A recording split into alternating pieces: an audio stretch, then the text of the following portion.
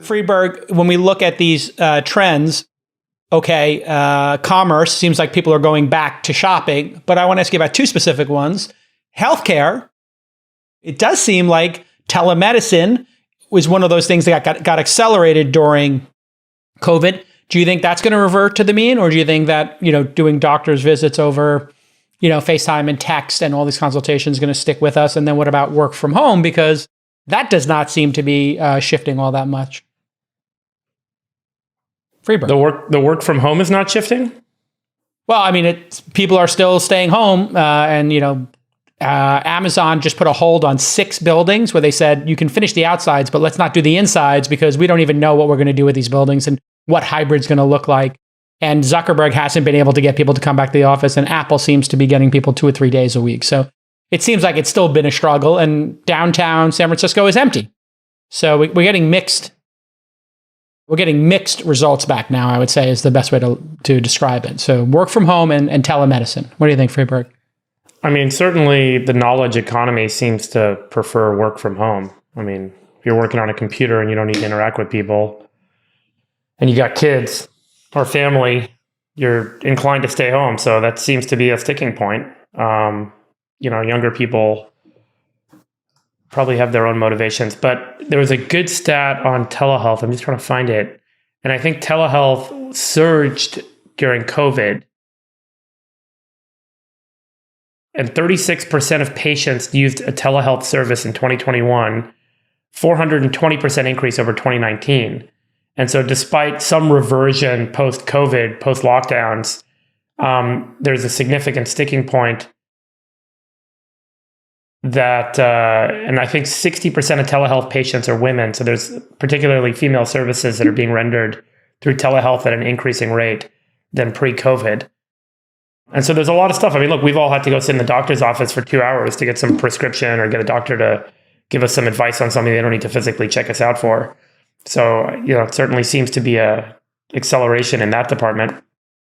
Offices. What was Amazon was working on 15 warehouses they shut down as well, right? I mean, if you guys remember at the start of COVID, when you'd place something on Amazon, it was like a 2-week delay because they didn't have enough capacity to fulfill the order volume. You looked at Toby's chart, it's nearly a doubling in e-commerce volume in a week. When that happens, Amazon's, plus or minus 5% supply chain has to revert to servicing twice as many customers. It's just not going to happen. So they overbuilt, tried to get ahead of the curve. Remember, they hired 100,000 workers, and they had to make a pipeline for quarters ahead to build warehouses. Now they're realizing the demand's not going to be there, and they're cutting back on 15 warehouses around the country and not going to build them. They were buying up so many warehouses. I had a couple of companies that were looking for warehouses in Los Angeles, Northern California, and Amazon just bought an option on every single warehouse they could find, and now they're putting them back on the market. So they definitely went too heavy, and then everybody started betting on Peloton and Teladoc. And if you look at Teladoc, I mean, it's off 90% from the peak. I would show the Peloton chart as well, but that would just be gratuitous. Some of the stuff to note is, at the end of the day, whatever product is better for the consumer, they're going to pick. What's the better way to buy shirts? What's the better way to get... Well, define better. Yeah, I mean, for the consumer, it's like, do you want to try them on, or do you know your size, right? Do you buying a brand that and a size you're going to buy it online at this point? I mean, the one thing COVID did is it basically created a trial by fire. My parents never used DoorDash before COVID. So then they were forced to use DoorDash during COVID. Now they know what it's like. And so, there are now people that never trialed a lot of these services that have trialed them and are now making decisions based on that experience. But that's a beautiful example. So just use your parents. Why do you think, let's assume they did, why do you think they mean reverted to now using DoorDash only in the same percentage as they would have otherwise X of a little bit of I think the quality of the food, the time to wait, the experience of going out to dinner, there's a lot of motivating factors that are different by different demos. And so whatever the consumer wants, they're going to pick. If I want to go have a dining experience in person with my friends, I'm going to go do that instead of sitting at home ordering DoorDash and having everyone come sit on the couch and eat dinner together. So I think that there's this, this call it mean reversion, but we have seen, call it a broader exposure, and we're really going to see the true market dynamics play out. I don't think everyone wants to buy shoes online. I don't think everyone wants to buy every piece of clothing online. I think people want to go to the store and try stuff on. I think it's that. And I think that there's a lot of ancillary social benefits that come with a lot of these activities that you lose if you just optimize for efficiency. So to your point, like, yeah, you can get a burrito, but even going to Chipotle with your friend is more fun. Totally. Get out of the house. Get out of the house, shooting the shit, you know. Yeah. Yep. And the serendipity. Yeah, you may run into somebody. Nothing beats that.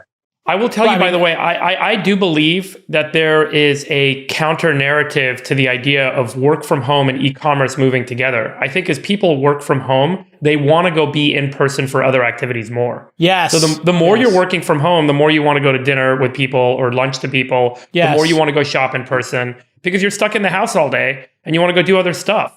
And so if you're working in the office, you're going to do more e-commerce. And if you're working at home, you're probably going to do less e-commerce. So there's probably some net balance. We saw both of them rise together during COVID, but now there's more of an equilibrium being reached. Well, I mean, if you don't, and by the way, I think we're change your behavior. You may stay home for 3 days straight, and all of a sudden, remember, whoa! And just remember, 60% of the U.S. population lives in urban areas where this is kind of an effective kind of conversation we're having. I think outside of that, it's a very different world. And so, for 40% of Americans, this is not like the conversation that, you know, in deeply suburban and rural areas. Do you guys know what ghost quitting is? Do you know what ghost quitting is? Ghost quitting. I saw it on TikTok. You stop working. I saw it on TikTok. But you're still getting paid. It's when you decide to quit mentally, but don't actually quit. And so you basically get off the corporate rat race by doing the bare minimum to not get fired at a company. Oh, like Sachs during the science segment? And so I think that there's all of these like invented things that people do that they think they can get away with, which they generally can in a moment of prosperity, where in a moment of actually like buckling down when earnings matter and profits matter and investor pressure matters, all of this stuff I think is going to mean revert. So this is sort of my opinion on all of this, which is I think that most of these behaviors will eventually take over, but it's still many years away. And right now we have to go through the process of just getting back to where we were meant to be in the first place. I think one area with significant disequilibrium right now, I mean, to your point, is productivity. I think it's very hard to assess and qualify productivity for knowledge workers in this environment. And this is for employed base, right? Remember, we talked about last time, like a large percentage of the US workforce has moved to more of an independent contractor, sole service provider kind of model for how they're interacting and working in the world. But I'm talking about knowledge workers in an employed environment. And it is becoming difficult for managers and for companies to assess, you know, the quality and the level of work being produced relative to its potential. It's not the same as it used to be when you'd be able to have in-person monitoring and interaction. And so, you know, I saw a stat the other day where it was like most companies are asking workers to come home. Most of the workers are to come to the office. Most of the workers are saying no. And then most of the bosses don't know what to say in response. And they're still sitting on the sidelines like, okay, don't come to work. Okay. You're fired. Yeah. And so there is this, and by the way, this may yield a competitive advantage for businesses in the marketplace that figure out how to assess productivity and how to assess performance in their organization right now in this rapidly shifted, totally different workforce than what we had a few years ago, because it's so easy to take 4 hours off in the afternoon, go to lunch, hang out, have beers, come back, get back online, get back on Slack, do stuff. And so there's this real challenge, I think, for organizations and a real disequilibrium of productivity and output right now. I've had to deal with this. Have you guys looked at the TikToks of these people that are like day in the life of like a Google engineer or day in the life? They work for 30 minutes and then they're like 4 hours at the gym. They don't work. They don't work. They're literally smoking weed and playing video games. And everyone knows it too. They're playing cats. Managers know it. Talking about it. Managers know it. Senior VPs know it. The CEOs know it. This is my point. People just don't know how to manage it. It's a real. I figured out. It's a real disequilibrium in the workforce, because the way you managed it before is everyone would show up to work or they wouldn't. If someone's not in the office, they're not working, they get fired. Now what do you do? Period. You know, and no one wants to be monitored. No one wants to manage keystrokes through a friggin' remote computer and figure out how much you're typing. Actually, it's interesting you mentioned that. That's what you do, JCal, to your employees? No. There are people doing that. Call centers actually do that. So call centers and sales teams, they have monitoring software. Customer service and call centers, totally. Yes. Salespeople, you can totally track productivity. I'm talking about creators, producers, right? Like, I actually have come up with some strategies for this. So we have a lot of writers doing newsletters and stuff like that. And so what we did was we created a block in the afternoon we've been testing where 3 writers will get together in a pod and they work on a newsletter together. So instead of 3 writers writing 3 different newsletters, you have 3 writers collaborate on 3 different newsletters. They do one for 2 hours, one for 2 hours, one for 90 minutes, one for 90 and minutes. And then a total of 3 people read the newsletters? Well, it's doing $4 or $5 million in advertising. It's hundreds of thousands of people a day. But okay. But anyway, the point is, I didn't mention the name of the company. There's no plug in here, but by putting people into a Zoom, you put people in a Zoom or a huddle on Slack, which is like an audio only, and then they have to deliver work to each other. It's kind of how developers work or sales teams work with leads. And then in things like programming, like pair programming. It's like peer programming, exactly. And then and it also makes people less lonely and it builds social fabric. So there are techniques that are emerging. The other one I've looked at is I tell anybody if you're doing any type of knowledge work, you need to create a Notion or a Coda page, depending on what you use, and update us on that, and then send it to the group chat, to the general channel. Hey, I was working on the strategy for this. So when people say they're working on strategy, I have them documented, and I say share with us the Google Doc, and I use the Amazon 6-page, philosophy of a write first culture, and now people have to write it down. So I've been teaching people how to write, use Grammarly or Hemingway app to be better writers. And then what you can do is, as a manager, you can just look at your Notion or your Coda and see the change log. And when I see people in a change log and I see they made no commits, I'm like, what is this person doing? They said they did all the strategy stuff. Where is it? Where is the strategy stuff? Write it down. So if you switch to a write first culture and then train people how to write and become more confident writers, all that knowledge gets captured on your knowledge base and you can actually see people getting done. It's not perfect, but I think it's actually intellectually better than being in an office if you know how to do it. Because in an office, people are also performative. They're doing like bullshit meetings. They're pretending they're working. They're actually reading the news or whatever. So Sax, what are you doing to monitor your employees covertly and keep them productive?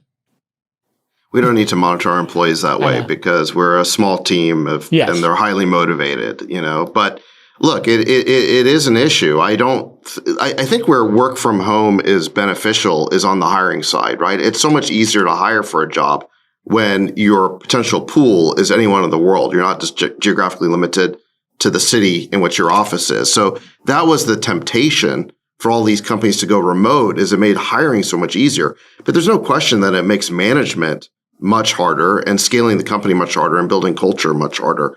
And so there's some real trade-offs there. I don't think companies have totally wrapped their heads around it. But look, in addition to productivity, there's one other aspect of this economy that I think is really broken.